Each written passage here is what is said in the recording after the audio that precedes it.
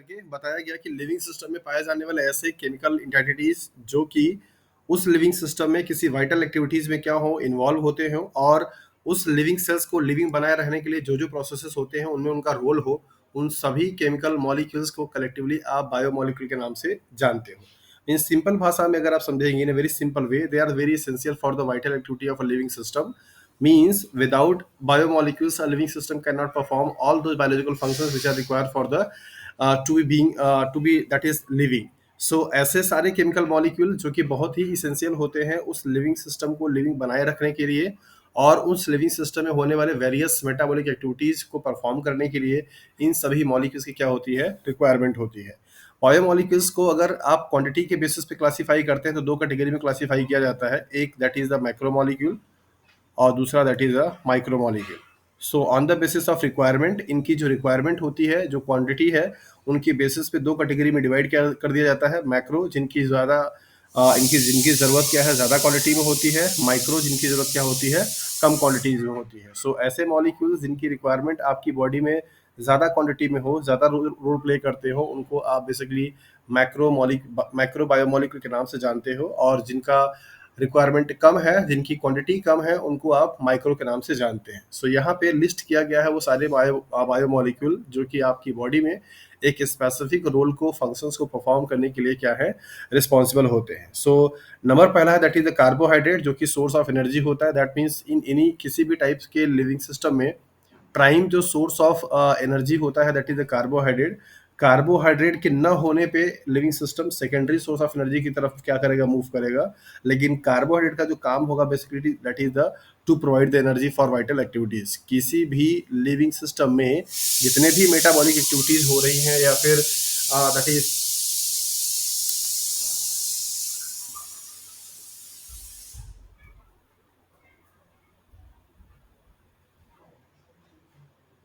Sir आवाज नहीं आ रहा।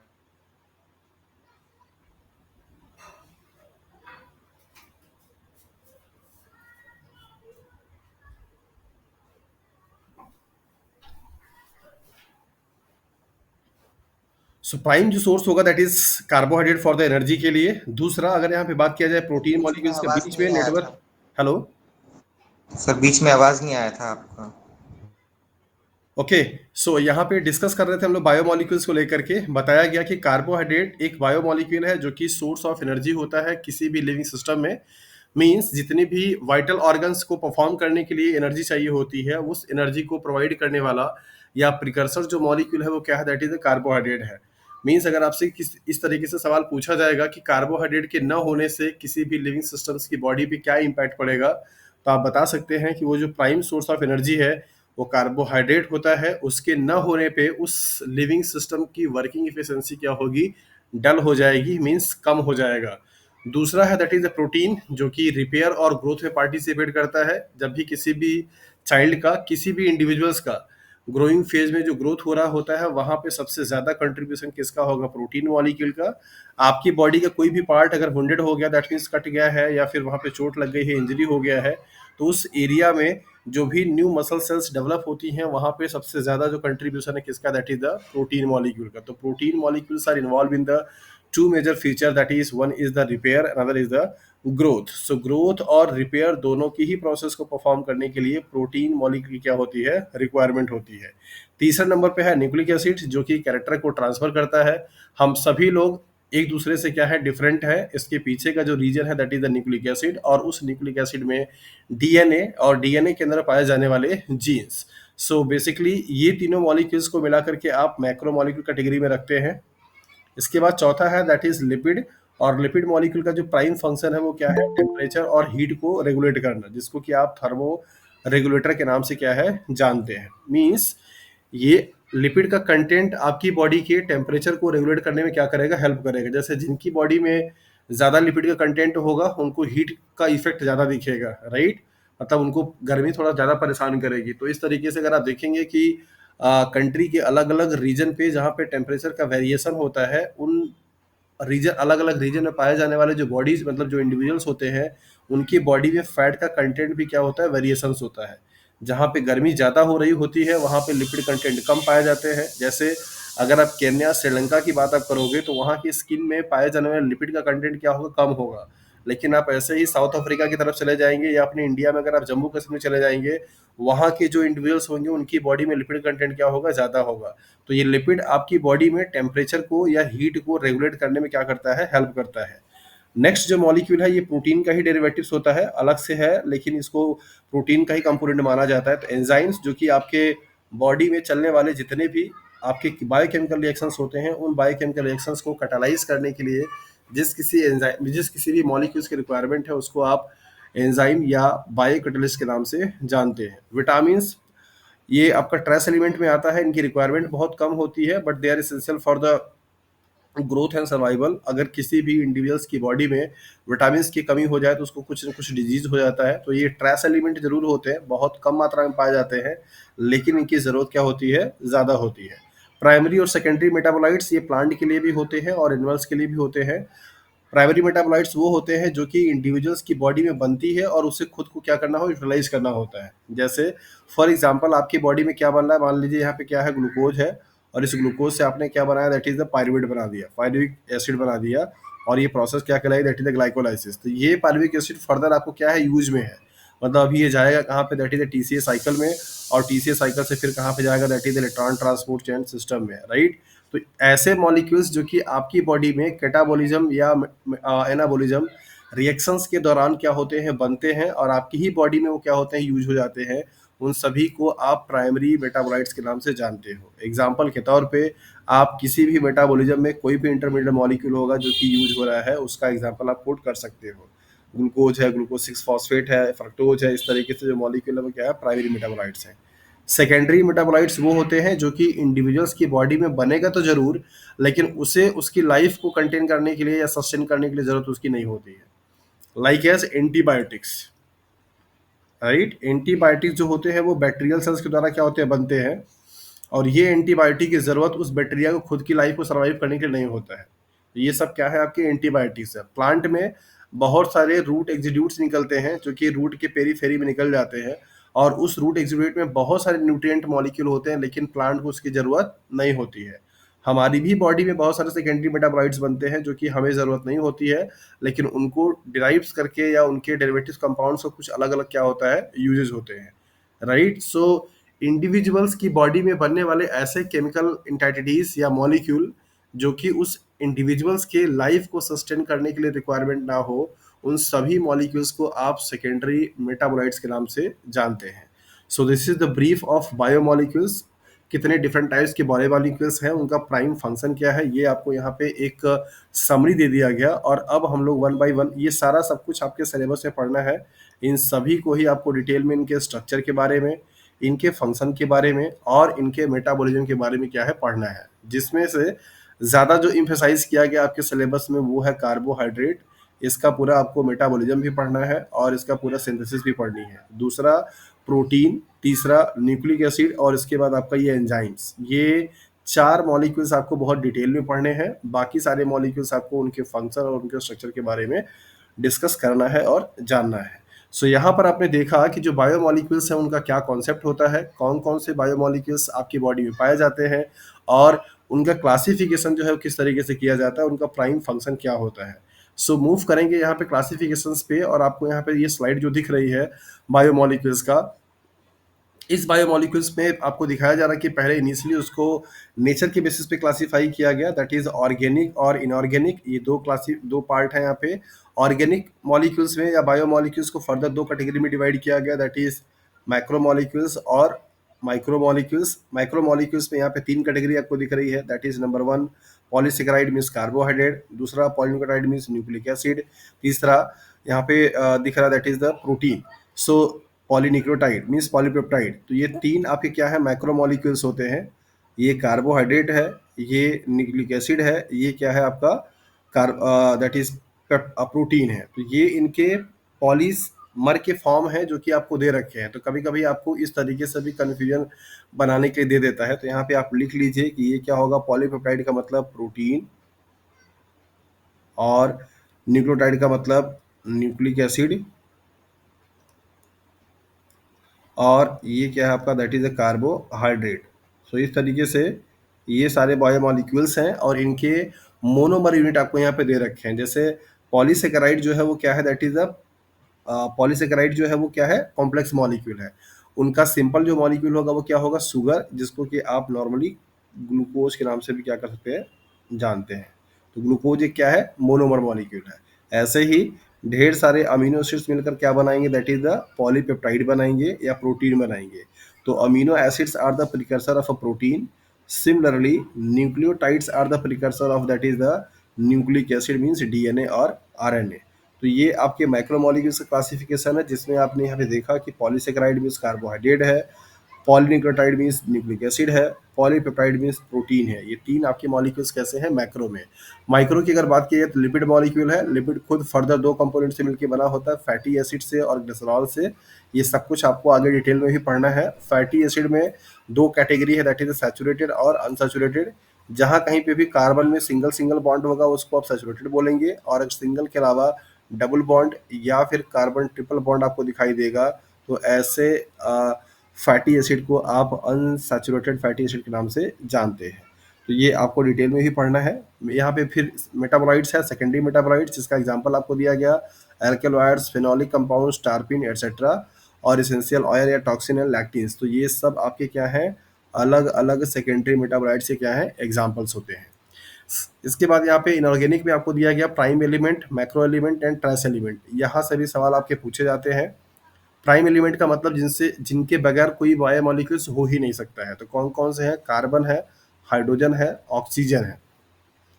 मैक्रोमोलिक्यूल जिनकी क्वांटिटी बहुत ज़्यादा परसेंटेज में होती है, जिनकी ज़रूरत बहुत ज़्यादा है, तो वो कौन कौन से हैं, नाइट्रोजन है, एनपीके, ये तीन आप याद रखिएगा। NPK, nitrogen, phosphate and potassium. ये तीनों ही एलिमेंट ऐसे हैं जिनसे कि मैक्सिमम आपके कंपाउंड आपकी बॉडी में जो पाए जा रहे हैं उनको बनाने में उनका रोल होता है, राइट। तो जैसे नाइट्रोजन आपको कहीं बहुत जगह दिख जाएगा, अमीनो एसिड में दिख जाएगा, प्रोटीन में दिख जाएगा। फॉस्फेट आपको न्यूक्लिक एसिड में दिख जाएगा, पोटेशियम आपको बहुत सारे एंजाइम के कोफैक्टर के रूप में दिख जाएंगे। ऐसे ही ये भी है, कैल्शियम है, मैग्नीशियम और सल्फर है। तो ये सब आपके क्या है, दैट इज द मैक्रोमोलिक्यूल्स के एग्जांपल हैं। ट्रेस एलिमेंट वो होते हैं जिनकी सर रिक्वायरमेंट बॉडी में क्या हो, कम होती है। तो सर हेलो। ये सर ये लिपिड जो है ये मैक्रो एलिमेंट में आएगा या सर माइक्रो में? जैसे सर वो एनसीईआरटी में ये मतलब एक्सेप्शन के बीच में दे रखे होते हैं लिपिड, क्या मतलब ना चीज, ही मैक्रो में। लिपिड लिपिड मॉलिक्यूल जो है सर इसको मतलब मैक्रो माइक्रो के बीच में देते हैं। उसके उसके पीछे का जो लॉजिक है आप इसको समझिए। मैक्रो मॉलिक्यूल में सिर्फ तीन मॉलिक्यूल आते हैं, लिपिड, कार्बोहाइड्रेट, प्रोटीन और न्यूक्लिक एसिड। लिपिड मॉलिक्यूल की रिक्वायरमेंट आपकी बॉडी में उतना ज़्यादा है नहीं। सिर्फ मेम्ब्रेन को अगर आप छोड़ देंगे तो आपको कहीं पे भी लिपिड दिखाई नहीं देता है, ठीक है। तो उसको माइक्रो मॉलिक्यूल्स की कैटेगरी में ही रखा जाता है। अगर आपके एग्जाम में इस तरीके से आता है तो आप उसको माइक्रो में ही रखिए। क्लासिफिकेशन जो आपको ये दिया गया है ये रेफरेंस बुक का है, तो इस पे आपको कोई डाउट नहीं रहना चाहिए। आपको आप कॉन्सेप्ट बना लीजिए कि तीन molecule, that is the polysaccharide मतलब carbohydrate, polynucleotide means nucleic acid, और पॉलीपेप्टाइड मीन्स प्रोटीन। ये तीन ही हैं जो कि मैक्रो मॉलिक्यूल की कैटेगरी में है। बाकी जो है आपको दैट इज विटामिन है, लिपिड्स है या सेकेंडरी मेटाबोलाइट्स है, ये सब किस में आएंगे, माइक्रो वाले में आएंगे, ठीक है। सर बाकी यहाँ पे ट्रेस उसमें एलिमेंट का भी दे रखा है। ट्रेस एलिमेंट को याद करने का तरीका आपको बता देता हूँ। मैक्सिमम इसमें आपको जो दिखाई दे रही होंगी ये सब के सब आपके कहाँ के एलिमेंट है, that is the D block के एलिमेंट के। जैसे आप देखिए, कॉपर है, आयरन है, जिंक है, मोलिब्डेनम है, कोबाल्ट है, निकिल है। ये सब आपके कहाँ पे हैं, डी ब्लॉक के एलिमेंट होते हैं। कुछ हैं जो कि आपके नॉन मेटल हैं, जैसे लाइक एज बोरॉन है, क्लोराइड है, और इसके बाद आपको कुछ भी नहीं है। तो और एक यहाँ पे एक सोडियम मेटल है। तो इस तरीके से लगभग आपके दिमाग में इस बात को आप याद रखिए कि जो डी ब्लॉक के एलिमेंट है जिनको कि आप ट्रांजिशन एलिमेंट के नाम से जानते हैं, वो सभी एलिमेंट ट्रेस एलिमेंट के रूप में कैटेगरी में रखे जाते हैं। तो कभी कभी आपको एमसीक्यू में बनाकर दे देता है कि इनमें से कौन सा एलिमेंट माइक्रो है, कौन सा एलिमेंट माइक्रो है या ट्रेस है। तो इस तरीके से आपको देगा। तो याद रखिए, मैक्रो एलिमेंट वाले में अगर आप देखेंगे तो यहाँ पे आपको सब वो एलिमेंट दिखाई देंगे जो कि आपके एस ब्लॉक के हैं या पी ब्लॉक के हैं।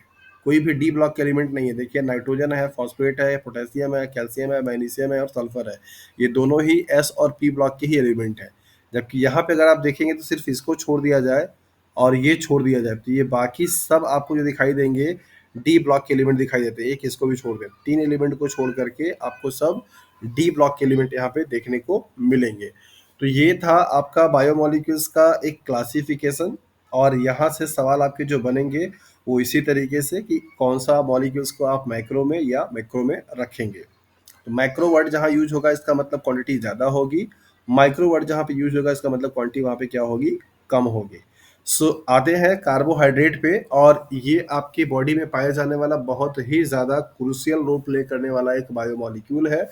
और कई सारे मेटाबॉलिज्म में क्या करता है, ये इन्वॉल्व होता है। जैसे आपने पीपीपी पाथवे पढ़ा है, टीसीए साइकिल पढ़ा है, ग्लाइकोलाइसिस पढ़ा है, इलेक्ट्रॉन ट्रांसपोर्ट सिस्टम पढ़ा है।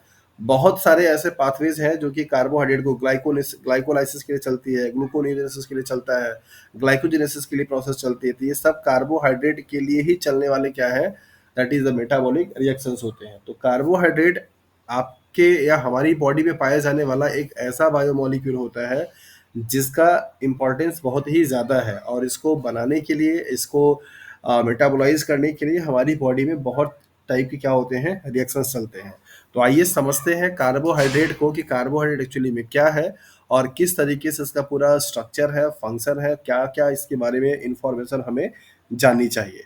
तो जैसा कि आपको यहाँ पे दिखाई दे रहा है नाम में ही, carbohydrate that means hydrate of carbon. तो जो भी कार्बन के कंटेनिंग मॉलिक्यूल होते हैं उनका हाइड्रेट ये होता है। सो बेसिकली लिविंग सिस्टम में पाए जाने वाला और पूरे इस अर्थ पे पाए जाने वाला सबसे ज्यादा मात्रा में एक बायोमोलिक्यूल है, that is carbohydrate are the most abundant biomolecules on the earth. Earth पे पाए जाने वाले सबसे ज्यादा बायोमोलिक्यूल की कैटेगरी में रखा गया है कार्बोहाइड्रेट को। और ये पॉलीहाइड्रोक्सी एल्डिहाइड और कीटोन होते हैं। मतलब दो ग्रुप होगा एल्डिहाइड का, जिसको कि आप CHO बोलते हैं, कीटोन जो कि C डबल बॉन्ड O होता है। तो कीटोन ग्रुप कंटेनिंग, या ये आपका कीटोन है, और ये क्या है, दैट इज द CHO, ये एल्डिहाइड है। इसको आप ऐसे भी लिख सकते हो, carbon double bond oxygen single bond H, इसको आप एल्डिहाइड बोलते हैं। तो कार्बोहाइड्रेट बेसिकली एक ऐसा मॉलिक्यूल है जो कि या तो एल्डिहाइड होगा या तो कीटोन ग्रुप कंटेन किया होगा, साथ साथ में पॉलीहाइड्रोक्सी OH ग्रुप को आप हाइड्रोक्सिल ग्रुप बोलते हैं। इनकी संख्या एक से ज्यादा होगी, मे बी दो हो, मे बी तीन हो, मे बी चार हो, मे बी पांच हो, इस तरीके से। सो एक ऐसा केमिकल मॉलिक्यूल जहाँ पे मेन फंक्शनल जो ग्रुप है वो क्या होगा, या तो हो सकता है एल्डिहाइड हो, या तो हो सकता है क्या हो, दैट इज द कीटोन हो। इन दोनों में से कोई एक होगा। उसके अलावा उसी कंपाउंड में आपको मल्टीपल OH ग्रुप भी लगे हुए दिख जाएंगे। ऐसे कंपाउंड को आप कार्बोहाइड्रेट के नाम से जानते हैं।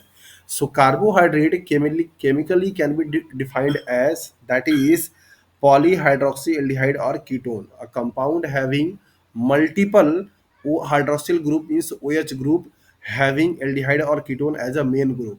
ऐसा कोई केमिकल कंपाउंड जिसके पास कीटोन या एल्डिहाइड मेन ग्रुप के फॉर्म में हो और मल्टीपल नंबर में क्या हो, OH ग्रुप हो, उस ग्रुप ऑफ कंपाउंड को आप कार्बोहाइड्रेट के नाम से जानते हैं।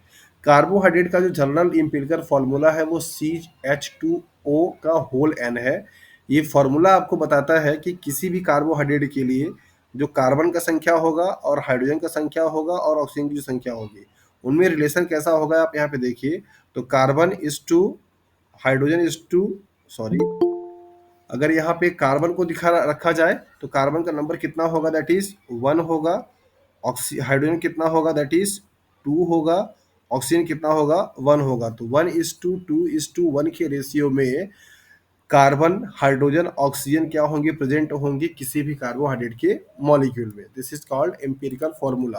तो एम्पिरिकल फार्मूला का मतलब ये हुआ जो कि उस ग्रुप ऑफ कंपाउंड को क्या करता हो, रिप्रेजेंट करता हो। रिप्रेजेंटेटिव जो फॉर्मूला होते हैं उनको आप एम्पिरिकल फार्मूला के नाम से जानते हैं।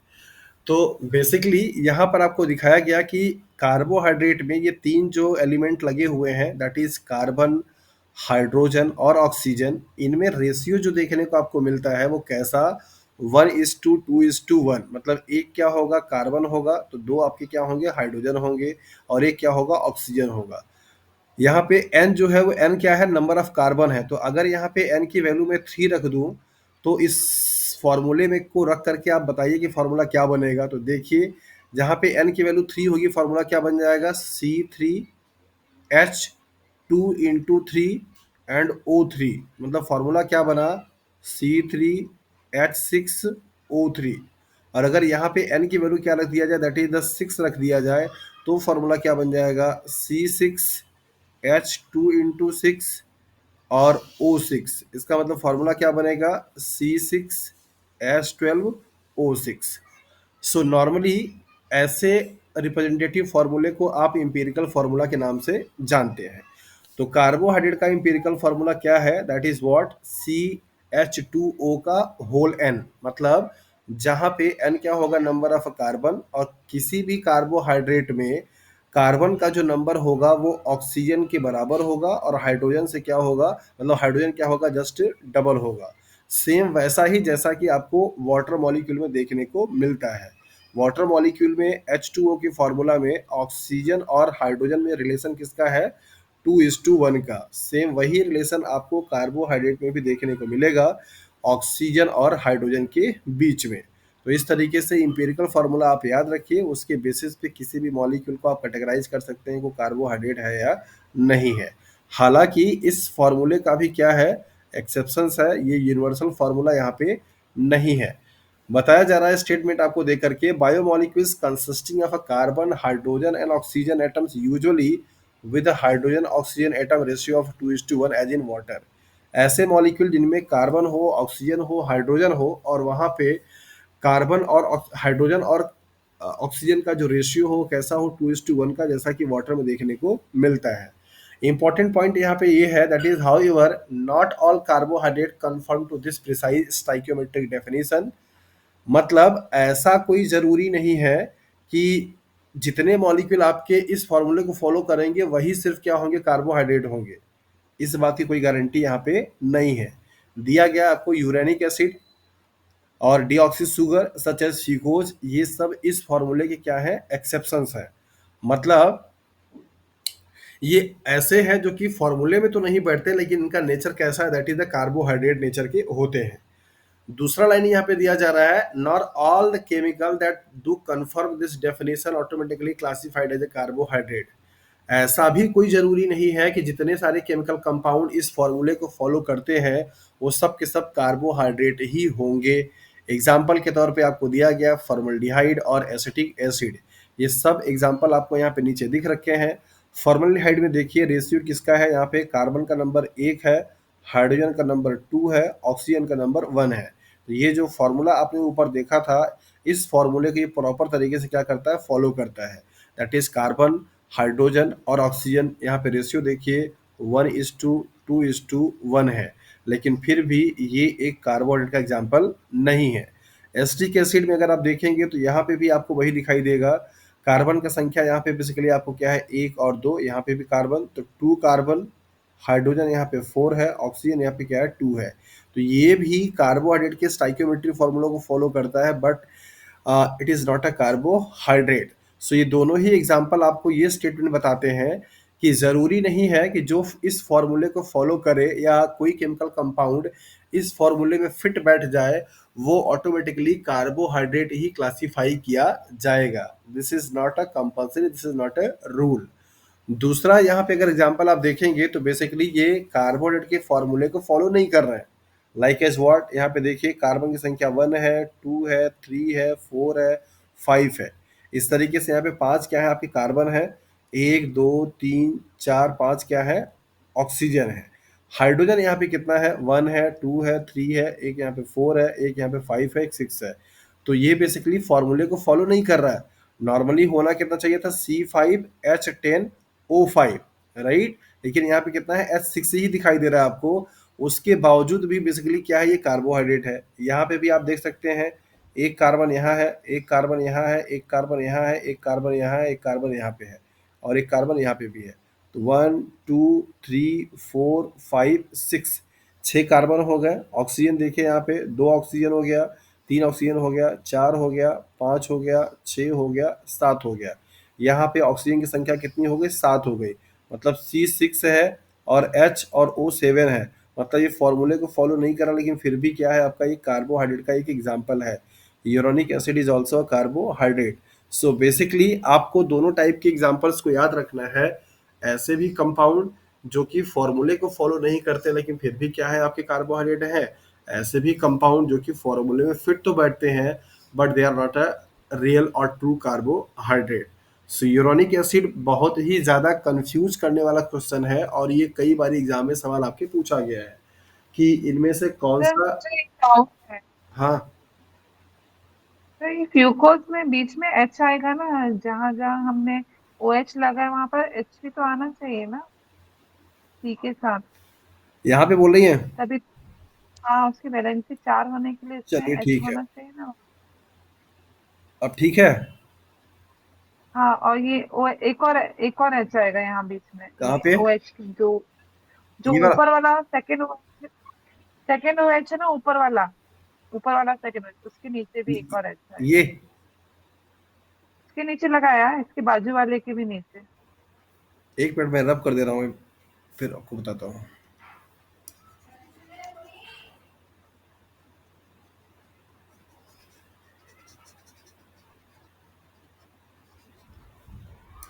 ओके, यहाँ पे ये कैसे हो जाएगा? एक यहाँ पे, एक यहाँ पे, और एक यहाँ पे, और कहीं? हाँ, ये ओ एच के ऊपर आएगा इसके। O H. अच्छा, हाँ हाँ। हाँ, आ गया वहां जरूरत नहीं पड़ेगी। ठीक है, ठीक है सर, ठीक तो है। अभी भी काउंट कर ठीक। लीजिए। वन है, टू है, थ्री है, फोर है, फाइव है, सिक्स है, सेवन है, एट है, नाइन है।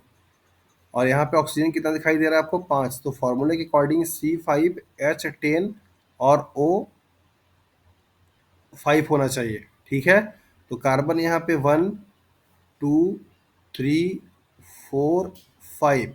ऑक्सीजन यहाँ पे one, two, three, four, five, लेकिन हाइड्रोजन की संख्या मेंटेन नहीं है। तो इस तरीके से ये ऐसे एग्जाम्पल्स हैं जो कि उन फॉर्मूले में सुटेबल नहीं बैठते हैं, लेकिन फिर सर भी इसमें इसका। एक और हाइड्रोजन भी आएगा। ये यहाँ से आपने कार्बन नंबर वन किया है, ओ एच के नीचे एक और ऊपर एच आएगा, क्योंकि कार्बन की वैलेंसी भी सेटिस्फाई नहीं हो रही। कहाँ पे? ये वाले पे? ये साइड से, मतलब जो पहला आपने कार्बन लिखा है। ये वाले पे? हाँ हाँ, ये वाला कार्बन जो फर्स्ट कार्बन आपने लिखा है, इससे ओ एच लग रहा है। इससे एक और हाइड्रोजन आना चाहिए। यहाँ पे? यहाँ पे क्यों ये आएगा? यहाँ पे देख, वैलेंसी यहाँ पे है, एक वैलेंसी यहाँ पे है, डबल बॉन्ड यहाँ पे है। यहाँ नहीं सर, ये सबसे लास्ट वाला इसी का फ्यूकोज का, ये वाला कॉर्नर में जो है यहाँ पे? OH। हाँ हाँ, ये वाला। ये वाले पे? हाँ हाँ हाँ, ये। अरे यार, हाइड्रोजन बैलेंस कर लेना। अब हाइड्रोजन को बैलेंस कराएंगे तो टाइम फालतू में जाएगा। मतलब आप इसको याद रखिए कि ये ऐसे एग्जांपल्स हैं जो कि फॉर्मूले में फिट तो नहीं बैठते हैं, लेकिन फिर भी क्या है, कार्बोहाइड्रेट है। और ये एग्जांपल्स वो हैं जो कि फॉर्मूले में फिट बैठते हैं लेकिन कार्बोहाइड्रेट नहीं है। इन एग्जाम्पल्स को आप याद रखिएगा। ठीक है, आपको ये नाम दिया जाएगा। हाइड्रोजन को बैलेंस करने, आप बैलेंस कर लेना, कार्बन की वैलेंसी 4 हमेशा होनी चाहिए। इतना ही उसमें कॉन्सेप्ट है। ठीक है, चलिए। सो बेसिकली कार्बोहाइड्रेट के बारे में यहाँ पे क्लासिफिकेशन पे आपको दिया जाता है। नॉर्मली इनके हाइड्रोलिसिस प्रोडक्ट के बेसिस पे कार्बोहाइड्रेट को क्या किया गया, क्लासिफाई किया गया। मतलब जब इनको वाटर में या किसी सुटेबल सॉल्यूशन में, एसिड के या फिर किसी वार्म वाटर में डिसॉल्व किया जाए, डिसॉल्व करने के बाद ये कितना मोनोमेरिक यूनिट दे सकते हैं, उसके बेसिस पे क्या किया गया, क्लासिफिकेशंस किए गए। So on the basis of hydrolysis product of a carbohydrate molecule, carbohydrate can be classified into four category. Number पहला, दैट इज मोनोसेकेराइड। नंबर दूसरा, डाइसेकेराइड। नंबर तीसरा, ओलिगोसेकेराइड। नंबर चौथा, पॉलीसेकेराइड। जब कार्बोहाइड्रेट को वाटर में या वार्म वाटर में या किसी और सॉल्वेंट में डिसॉल्व किया जाए और वहां पे फर्दर कोई भी हाइड्रोलिसिस रिएक्शन ना हो, कोई भी प्रोडक्ट वहां पे ना बने, तो बेसिकली उसे आप क्या बोलोगे, मोनोसेकेराइड। मतलब यहाँ पे सिर्फ एक ही यूनिट होगी, मतलब एक ही मॉलिक्यूल होगा जो कि फर्दर हाइड्रोलिसिस के रिएक्शन में पार्टिसिपेट नहीं करेगा। हाइड्रोलिसिस रिएक्शन से पार्टिसिपेट करने के लिए बॉन्ड का ब्रेक होना जरूरी है, और जो कि दो मॉलिक्यूल्स के बीच में बनता है। तो चूंकि मोनोसेकेराइड ऐसे कार्बोहाइड्रेट होते हैं जहां पे यूनिट जो होती है सिर्फ एक होती है, दैट मीन्स एक ही मॉलिक्यूल होगा वहां पे, उसको आप मोनोसेकेराइड के नाम से जानते हैं। मतलब अगर मैं यहाँ पे हाइड्रोलिसिस प्रोडक्ट को लिखूं यहाँ पे, जिसको कि आप HP के नाम से भी जानते हो, उसकी वैल्यू यहाँ पे क्या होगी, जीरो होगी।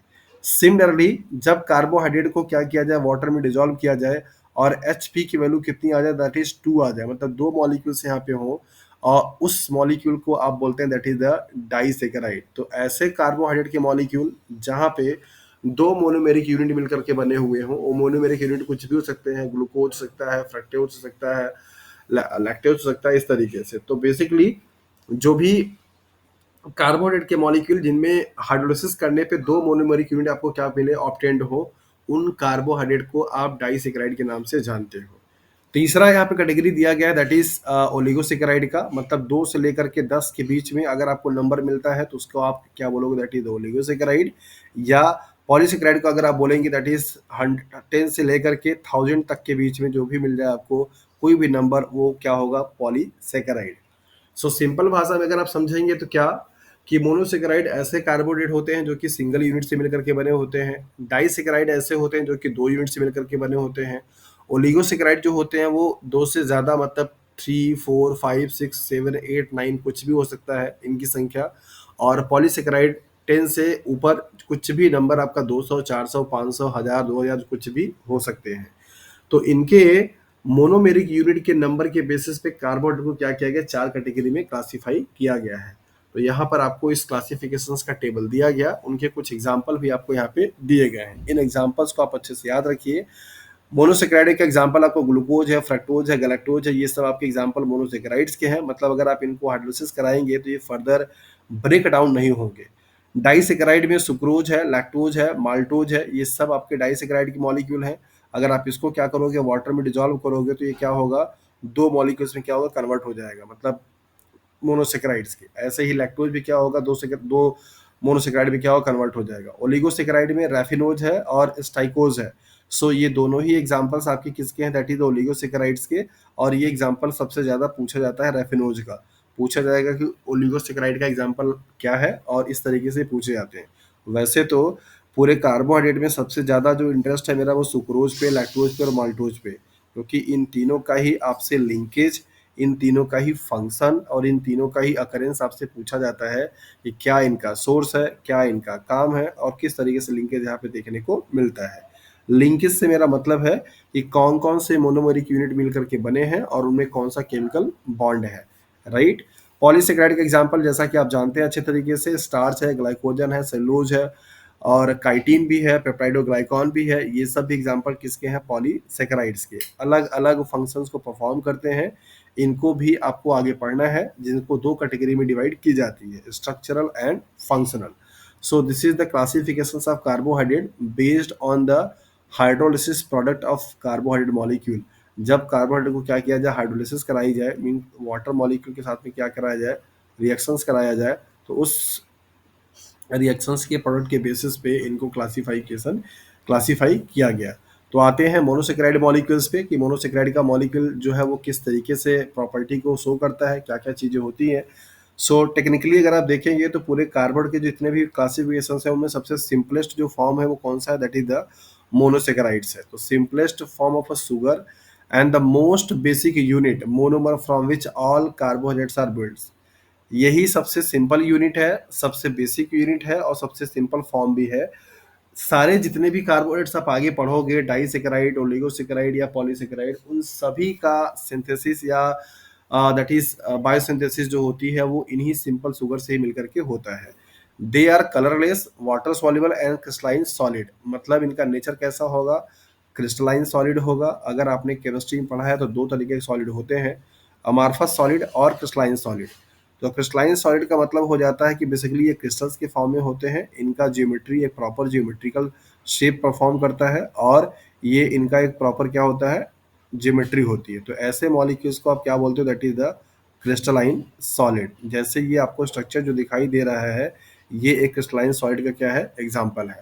तो ऐसे मॉलिक्यूल जिनका स्ट्रक्चर क्या हो, प्रॉपर हो, उन मॉलिक्यूल्स को आप क्रिस्टलाइन सॉलिड के नाम से जानते हैं। जितने भी आयनिक कंपाउंड्स होते हैं they all are the example of a crystalline solid. तो यहाँ पे स्टेटमेंट आपको दिया गया कि ये कलरलेस होंगे, वाटर में आसानी से सॉल्युबल हो जाएंगे और नेचर कैसा होगा, that is the crystalline solid. Monosaccharides का कुछ केमिकल फॉर्मूला है जहाँ पे CH2O की पावर x या n है, जहाँ पे x की वैल्यू या तो क्या होगी 3 होगी या तो फिर 3 से क्या होगा, ज्यादा होगा। There is no any examples of carbohydrate having 2 carbon और 1 कार्बन। कोई भी ऐसा एग्जाम्पल अब तक रिपोर्टेड नहीं है जिनमें कार्बन की संख्या क्या हो, 2 हो या 1 हो।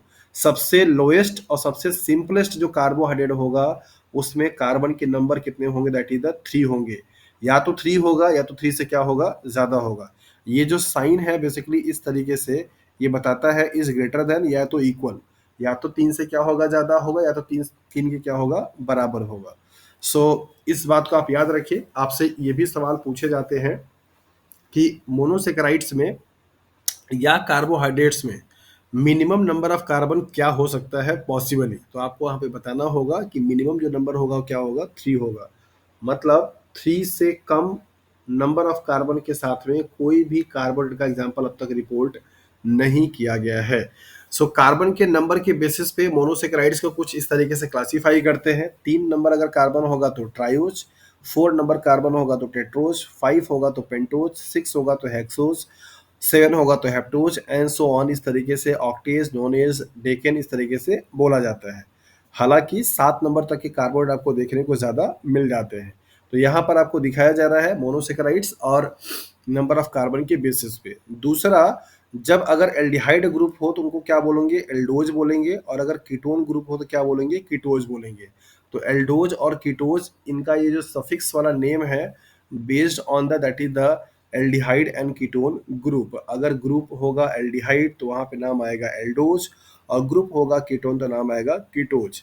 तो 3 कार्बन के कंपाउंड में यहाँ पे एग्जांपल दिया गया ट्रायोज का, और ट्रायोज में मतलब 3 कार्बन जहाँ पे होगा, अगर आप एल्डोज की बात करोगे तो क्या होगा example, that is the glycerol aldehyde, और अगर कीटोज की बात करेंगे तो डाईहाइड्रोक्सी एसीटोन। राइट, ये दोनों ही आपको ग्लाइकोलाइसिस में पढ़ने को मिलता है, और ये दोनों आपस में आइसोमेरिक कंपाउंड भी बनाते हैं। तो ग्लिसरल एल्डिहाइड क्या है, that is the aldehyde containing है। डाईहाइड्रोक्सी एसीटोन, यहाँ पे एसीटोन दिखाई भी दे रहा है तो क्या होगा, कीटोन होगा। 4 कार्बन के कंपाउंड वाला, मीन 4 कार्बन वाला कोई क्या होगा carbohydrate, that is the triose. यहाँ पे दिया गया इरेथ्रोज जो कि आपके ब्लड में पाया जाता है, इरेथ्रोलोज जो कि आपका कीटोन ग्रुप कंटेनिंग है। 5 नंबर कार्बन का यहाँ पे है पेंटोज, जो कि आपको देखने को मिलता है कहाँ पे, न्यूक्लिक एसिड में। राइबोज होगा या राइबोलोज होगा। राइट, 6 नंबर कार्बन का क्या होगा, हेक्सोज, ग्लूकोज और fructose.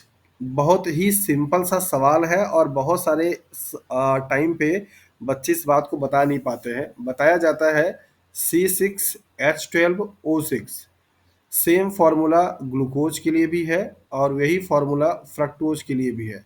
How you can differentiate between these two molecules, that is कैसे आप बताएंगे कि ग्लूकोज और फ्रक्टोज क्या है, अलग है, किस बेसिस पे, जबकि फॉर्मूला क्या है, सेम है। तो आपको सिंपल में याद रखना है कि ग्लूकोज एक एल्डिहाइड ग्रुप कंटेनिंग है और फ्रक्टोज एक कीटोन ग्रुप कंटेनिंग है। तो सिंपली सर, अगर आपसे कहीं इंटरव्यू में पूछा जा रहा है, या आपसे कहीं इस तरीके से कहीं आप गए वहां पूछा जा रहा है, या कोई बच्चा ही पूछ दिया है, तो आप उसको समझा सकते हैं कि ग्लूकोज एक ऐसा कार्बन कंपाउंड है कार्बोहाइड्रेट का जहाँ पे ग्रुप क्या है, दैट इज द एल्डिहाइड है, जबकि फ्रक्टोज एक ऐसा कार्बोहाइड्रेट है जहाँ पे ग्रुप क्या है, कीटोन है। यही सिंपल सा क्या है इसमें डिफरेंसेस है। 7 नंबर ऑफ कार्बन के लिए हेप्टोज होगा, और यहाँ पे ग्लूकोहेप्टोज है, और यहाँ पे स्यूडोहेप्टुलोज है। ये एग्जाम्पल कई बार सवाल में पूछा जा चुका है। स्यूडोहेप्टुलोज का एग्जाम्पल या 7 नंबर ऑफ कार्बन के एग्जाम्पल कार्बोनेट के आपको बताने के लिए दिए जाते हैं। तो ये आपका नंबर ऑफ कार्बन के बेसिस पे मोनोसेकेराइड के क्लासिफिकेशन था। यहाँ पे एग्जाम्पल आप कुछ देख सकते हैं।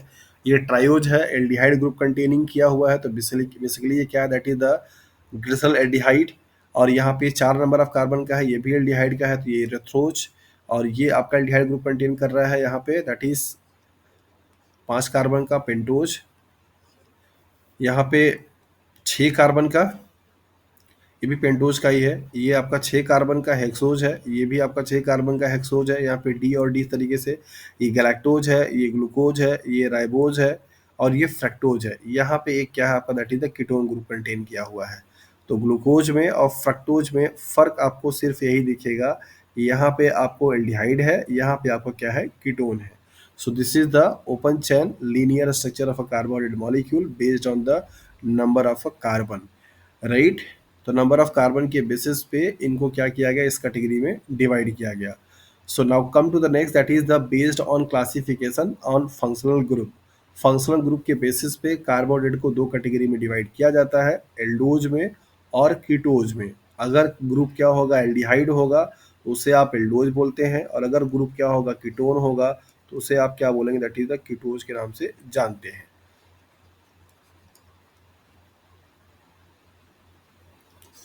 ओके, सो यहाँ पे बताया गया कि if the carbonyl group is at the end of the carbon chain then the monosaccharide is known as the aldose.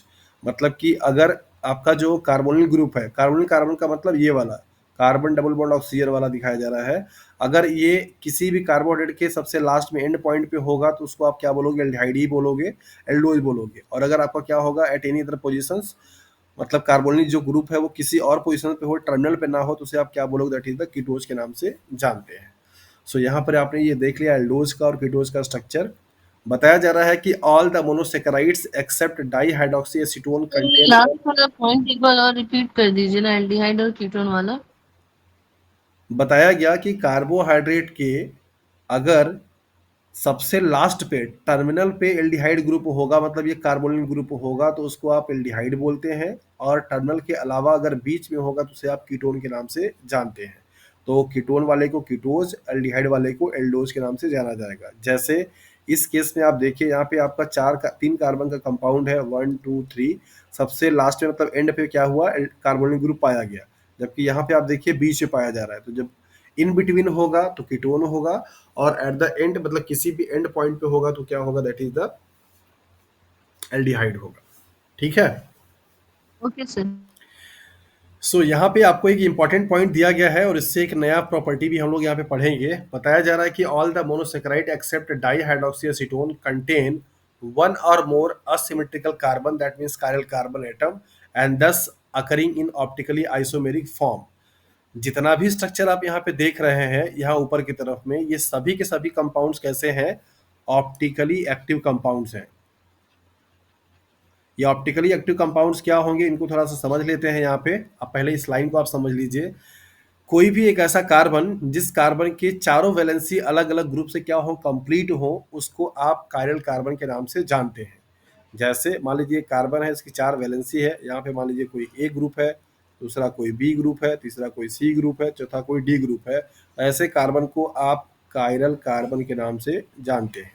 और अगर किसी भी कंपाउंड में एक भी कायरल कंपाउंड अगर हुआ तो वो कंपाउंड क्या कहलाएगा, that is the optically active कहलाएगा। इस बात को आप अच्छे से नोट कर लीजिए। If organic compounds contain at least one chiral carbon known as that is the optically active compounds. So optically active compounds को होने के लिए जरूरी क्या है, कायरल कार्बन का प्रेजेंट होना। तो बताया जा रहा है कि डाई हाइड्रोक्सी एसीटोन को छोड़ करके जितने भी मोनोसेकेराइड के मॉलिक्यूल है वो सब के सब क्या है, दैट इज ऑप्टिकली एक्टिव है। यही आपका कंपाउंड ऐसा है जो कि ऑप्टिकली एक्टिव नहीं है। क्यों नहीं है, इसको आप यहाँ पे समझिए। यहाँ पे अगर आप देखेंगे 3 कार्बन है। अब इस कार्बन की वैलेंसी 4, चारों वैलेंसी देखिए, एक ये O ग्रुप हो गया, दूसरा यहाँ पे H हो गया, तीसरा भी आपका H ही है। तो इसका मतलब ये कायरल कार्बन नहीं है। दूसरे कार्बन की अगर बात करें तो यहाँ पे इसकी 2 वैलेंसी एक ही ग्रुप से क्या कर दी गई, प्रेजेंट कर दी गई, तो ये भी कायरल कार्बन नहीं है। तीसरे की अगर बात करें तो एक आपका O ग्रुप OH ग्रुप है, दूसरा आपका क्या है H है, और तीसरा भी आपका H ही है। इसका मतलब ये दोनों सेम सेम है, ये भी कायरल कार्बन नहीं है। So acetone, that means dihydroxyacetone having 3 different carbon, but there is no single chiral carbon. That is why dihydroxyacetone is optically inactive compounds. सो याद रखिए, आपसे सवाल पूछ दिया जाता है एग्जाम में दे करके, गैलेक्टोज दे दिया जाएगा, इरेथ्रोज दे दिया जाएगा, ग्लूकोज दे दिया जाएगा, एल्डिहाइड दे दिया जाएगा, और पूछा जाएगा कि इनमें से कौन सा कंपाउंड ऑप्टिकली एक्टिव है या कौन सा कंपाउंड ऑप्टिकली इनएक्टिव है। तो जितने भी मोनोसेकेराइड्स होते हैं उनमें से सिर्फ और सिर्फ अकेला डाई एसीटोन जो है वो क्या है, ऑप्टिकली एक्टिव इनएक्टिव है, क्योंकि उसके पास कोई भी कायरल कार्बन नहीं है। कायरल कार्बन क्या है, कैसे आप पहचानेंगे, उसको आपको यहाँ पे बता दिया गया, और उसके बेसिस पे आप बता पाएंगे कि ये कार्बन कंपाउंड ऑप्टिकली एक्टिव है या नहीं है। तो दूसरा चीज यहाँ पे एक आपको और भी समझना है, कायरल कार्बन का नंबर अगर आपको पता हो तो इस स्टीरियो आइसोमर के नंबर के बारे में भी सवाल आप आसानी से बता सकते हैं। ये स्टीरियो आइसोमर क्या होते हैं, पहले आप इनको समझ लीजिए। स्टीरियो आइसोमर का नंबर हो जाता है दैट इज n⁻², जहां पे n क्या होगा, नंबर ऑफ कायरल कार्बन। किसी भी कंपाउंड में जो भी नंबर ऑफ कायरल कार्बन होंगे उनके बेसिस पे आप उनको बता सकते हैं कि कितना स्टीरियो आइसोमर ये बना सकता है। जैसे अगर n का नंबर यहाँ पे 1 हुआ तो इसका क्या करेंगे, 1 का स्क्वायर करेंगे तो क्या आएगा, 1 ही आएगा, राइट। इसका मतलब सिर्फ ये एक आइसोमरिज्म बनाएगा।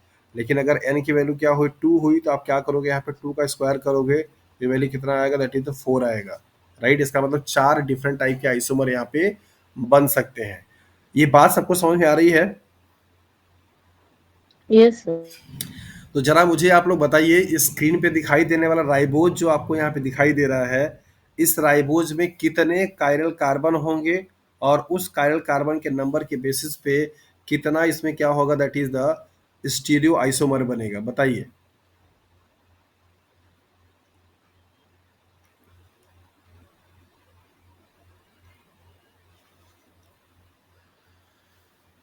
सब लोगों को ये, सर हाँ 9 बनेंगे, 9 राइबोस में 9, 3 सर कायरल।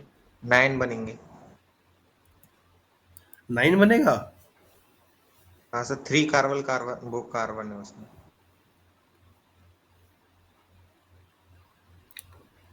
अच्छा,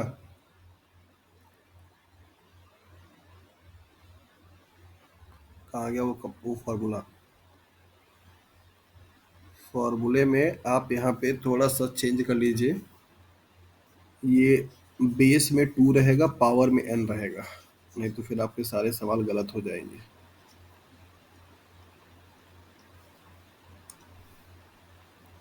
2 के पावर n, जहाँ पे n क्या होगा, नंबर ऑफ कायरल कार्बन, ठीक है। अब बताइए। 8, 8 सर, 8। 8 बनेंगे सर। 8 बनेंगे। देखिए यहाँ पे 8 सर। क्या क्या ये वाला कायरल कार्बन होगा, दिस वन? नहीं होगा सर, इसमें ऑक्सीजन डबल बॉन्ड से अटैच है। इसको खोल के देखते हैं, carbon double bond oxygen single bond hydrogen, यही है CHO ग्रुप। तो क्या ये कार्बन कायरल कार्बन है? No sir. नो, सर लगा दिया क्रॉस। अब इस पे आते हैं, इसके लिए एक ग्रुप ये काम करेगा, दूसरा ग्रुप ये काम करेगा, तीसरा ग्रुप आपका ये काम करेगा, तीनों अलग अलग है। चौथा पूरा का पूरा ये कंपाउंड ही क्या करेगा, दैट इज चौथा ग्रुप बन जाएगा। इसका मतलब ये एक कायरल कार्बन है। दूसरे की अगर बात करें ये वाले के लिए, तो इस वाले के लिए एक ग्रुप ये काम करेगा, let me change the colour of pen, एक ग्रुप ये काम करेगा, दूसरा ग्रुप पूरा यहाँ से लेकर के यहाँ तक का ये जो होगा कंपाउंड, ये अलग ग्रुप हो जाएगा। इसके बाद ये पूरा क्या होगा, अलग ग्रुप हो जाएगा। इसका मतलब ये भी क्या है, कायरल कार्बन है। तीसरे की अगर बात करें ये वाले के लिए, थर्ड वाले के लिए, तो एक पूरा ग्रुप क्या होगा, यहाँ से लेकर के यहाँ तक पूरा क्या होगा, एक ग्रुप हो जाएगा, ठीक है। दूसरा ग्रुप आपका ये हो जाएगा, तीसरा आपका ये हो जाएगा, और चौथा ग्रुप आपका ये हो जाएगा। इसका मतलब 3 कायरल कार्बन यहाँ पे आपको दिख गए। चौथा, अगर इस वाले कार्बन को थोड़ा ओपन करके देखें तो क्या दिखाई देगा आपको, कार्बन 2 हाइड्रोजन है, हाइड्रोजन हाइड्रोजन और एक OH है। चूंकि दोनों हाइड्रोजन सेम है इसलिए ये कायरल कार्बन यहाँ पे नहीं होगा। तो मतलब कि ये वाला और ये वाला ये कायरल कार्बन नहीं है, 3 कायरल कार्बन है। तो n की वैल्यू अगर आपको यहाँ पे 3 है, तो इसका मतलब फॉर्मूले में आप रखेंगे 2 के पावर n, तो यहाँ पे क्या हो जाएगा, 2 into 2 into 2 is equal to 8। तो इसका मतलब ये है कि राइबोस जो कि एक 5 कार्बन का कंपाउंड है, 8 डिफरेंट स्टीरियो आइसोमर बना सकता है, ठीक है। बात समझ में आ रही है? यस ये सर। समझ में आया? Yes sir. तो चलिए जरा मुझे आप बता दीजिए कि ग्लूकोज मॉलिक्यूल्स के लिए कितना डिफरेंट टाइप का आइसोमर बनेगा, ये रफ कर दूं?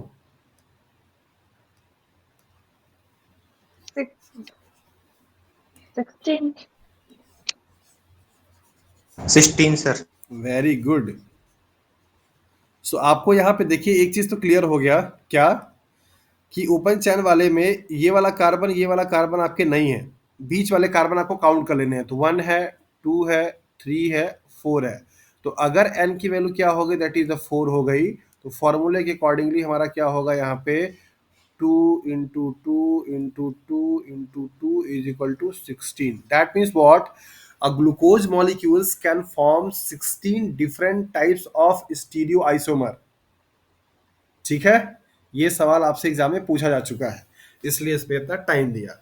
तो आपको कार्बोहाइड्रेट के स्ट्रक्चर को देख करके ये समझ में आ गया कि आप उसे कैसे बता पाएंगे कि वो ऑप्टिकली एक्टिव है या नहीं है, और अगर ऑप्टिकली एक्टिव है तो कितने डिफरेंट टाइप के आइसोमर वो बनाएगा। तो ऑप्टिकली एक्टिव होने के लिए आपने समझा कि कायरल कार्बन का होना जरूरी है। कायरल कार्बन कैसे आप पहचानेंगे आपने ये भी जान लिया, और अगर आपको जब ये पता चल चुका है तो आप उसमें कितना number of possible stereo isomer बना सकता है ये भी आप क्या कर सकते हैं, निकाल लेंगे।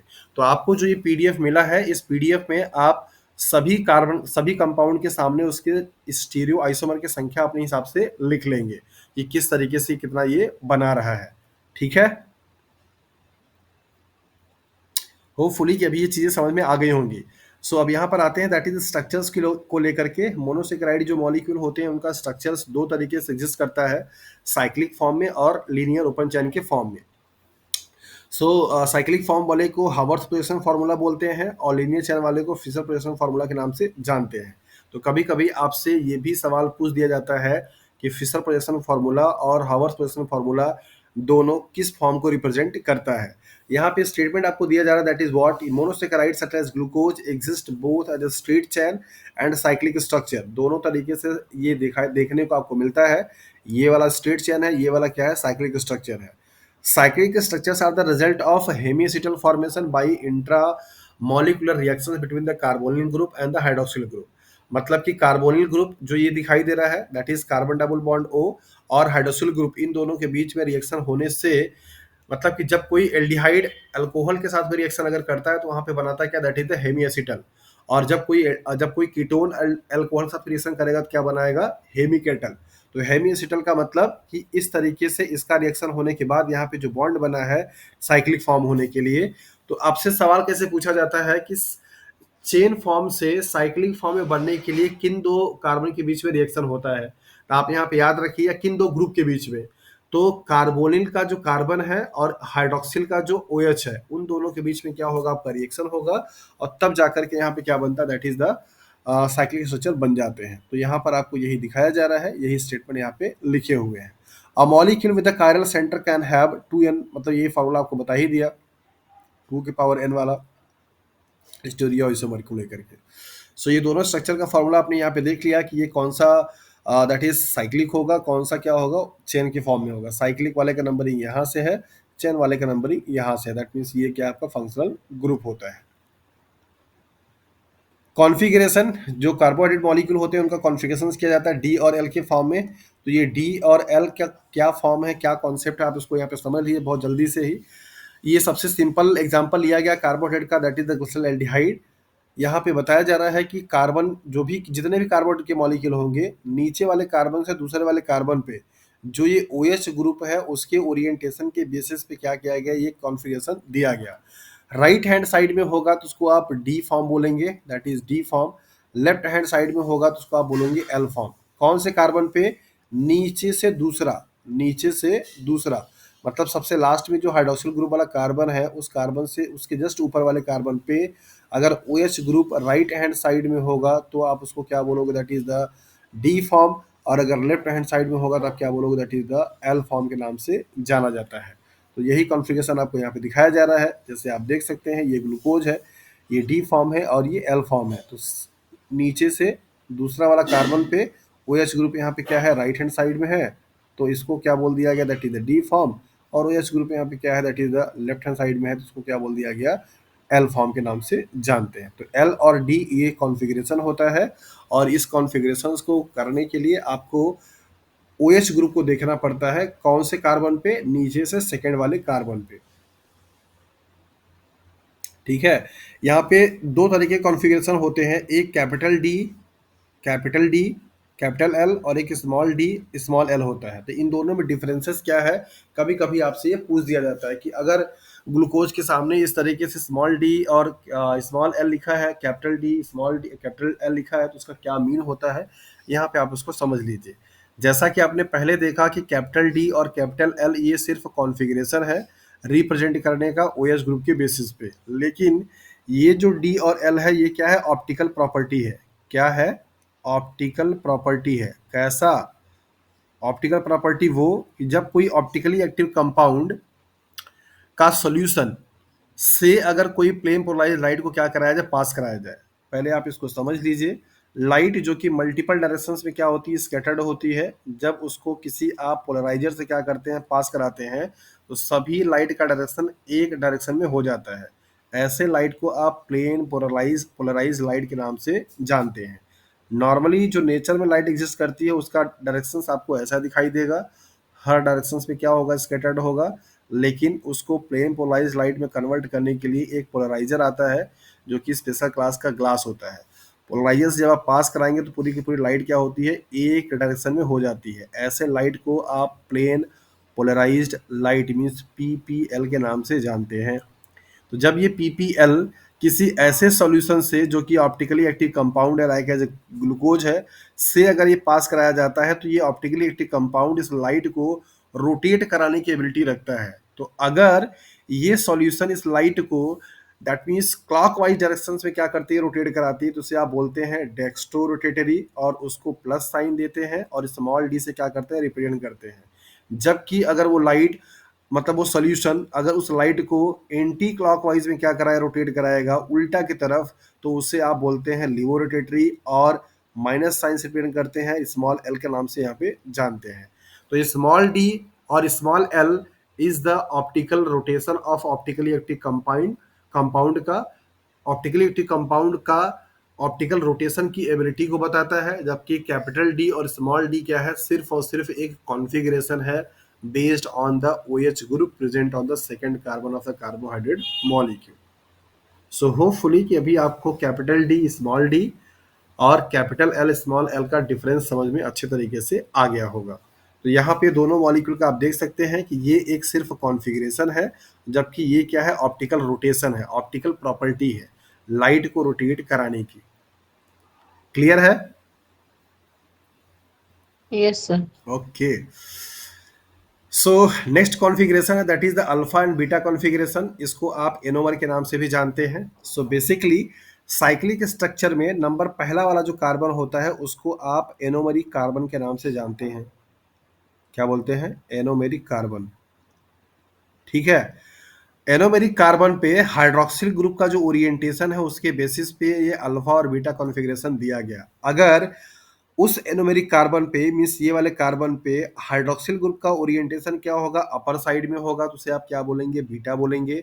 डाउनवर्ड में होगा तो क्या बोलेंगे, दैट इज द अल्फा के नाम से जानते हैं।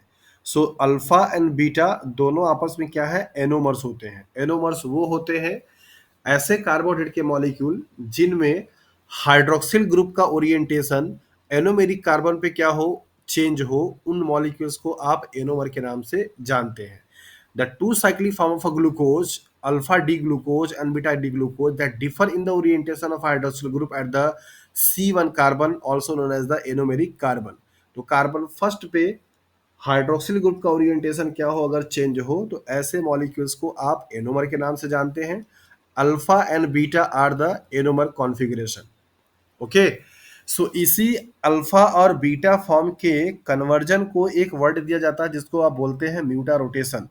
तो म्यूटा रोटेशन बेसिकली एक प्रोसेस है जिसमें इंटर कन्वर्जन होता है अल्फा और बीटा का किसी एक्वस सॉल्यूशन में। उस प्रोसेस को आप बोलते हैं म्यूटा रोटेशन। मतलब एक कोई ऐसा कंपाउंड जो कि सॉल्यूशन में रखा गया हो और उस सॉल्यूशन में से अल्फा वाला फॉर्म बीटा में जा रहा हो और बीटा वाला फॉर्म अल्फा में जा रहा हो, ये कन्वर्ट हो रहा हो, उसी कन्वर्जन की प्रोसेस को म्यूटा रोटेशन के नाम से जाना जाता है। सो एनोमर क्या होते हैं, एनोमेरिक कार्बन क्या होता है, अल्फा बीटा का कॉन्फ़िगरेशन क्या है, ये आपने यहाँ पे देख लिया। नीचे की तरफ होगा तो ये अल्फा, ऊपर की तरफ होगा तो ये बीटा। नेक्स्ट जो है दैट इज द ईपीमर है। ईपीमर का मतलब ये हुआ कि इस कार्बन को छोड़ करके, मतलब पहले वाले कार्बन को छोड़ करके बाकी किसी भी कार्बन पे अगर हाइड्रोक्सिल ग्रुप का ओरिएंटेशन चेंज होता है तो उनको आप ईपीमर के नाम से जानते हैं। So epimers are the stereoisomer that differ in the configuration at a single asymmetric carbon atoms other than anomeric carbon. Anomeric carbon के अलावा किसी भी कार्बन पे बेसिकली क्या हो, अगर उनका ओरिएंटेशन चेंज होगा, सो बेसिकली उसे आप ईपीमर के नाम से जानते हैं। तो यहाँ पर आप देख सकते हैं कि बेसिकली ये जो ग्लूकोज और गैलेक्टोज है, इनमें सिर्फ और सिर्फ OH ग्रुप का क्या है, ओरिएंटेशन चेंज है। कार्बन नंबर अगर आप यहाँ से नंबरिंग करेंगे तो ये 1 कार्बन, ये 2 कार्बन, ये 3 कार्बन, ये 4 कार्बन। फोर्थ वाले कार्बन पे OH ग्रुप के ओरिएंटेशन के चेंज होने से ये आइसोमर आपके बने हुए हैं, डी ग्लूकोज और डी गैलेक्टोज। पूछा भी गया है गैलेक्टोज और ग्लूकोज किस तरीके से डिफर है, तो C4 पे OH ग्रुप के ओरिएंटेशन के बेसिस पे ऐसे मॉलिक्यूल्स को आप ईपीमर के नाम से जानते हैं। सो ईपीमर, एनोमर और स्टीरियोआइसोमर के बारे में आपको ऊपर बता दिया गया। यही वो फॉर्म है जो कि म्यूटा रोटेशन में आपको यहाँ पे दिखाई देता है। तो अल्फा डी ग्लूकोज का फॉर्म कन्वर्ट होगा किसमें, that is beta D glucose में, और बीटा डी कन्वर्ट होगा किसमें, दैट इज अल्फा में। तो ये अल्फा से बीटा, बीटा से अल्फा कन्वर्ट होने की प्रोसेस को आप म्यूटा रोटेशन के नाम से जानते हैं। सर गैलेक्टोज ये डी फॉर्म में ही है, पर OH तो इसके लेफ्ट साइड में है। क्या हो गया? डी गैलेक्टोज जो वैसे इसमें OH तो लेफ्ट साइड में है ना। अरे OS तो यहाँ वाला है ना, इस वाले से क्या मतलब है? Okay okay.